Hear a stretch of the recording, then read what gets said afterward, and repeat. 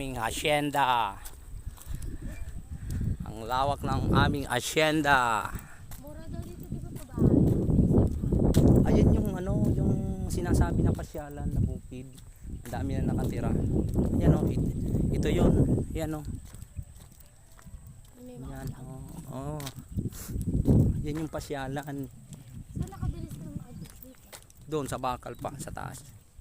Ito nga yung inaano ko. Tapos di ba nandito yung isa kong customer kay ano, yung doon kay Bardahe.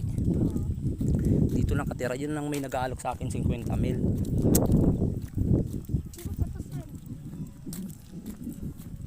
Bay ano pa ako makakano ng malaki, mga by October ma'am eh. Eh kasi di ba may loan kayo pag di kayo nag-loan? Hindi, meron kasi akong ano eh, meron akong tinatapos lang nabayarin sa ano eh, sa Union Bank eh. Yun ang ibibili ko ng ano eh, ng lupa eh. Balak namin tubusin yung lupa nila misis doon sa probinsya. Tapos yung tripping bukas sana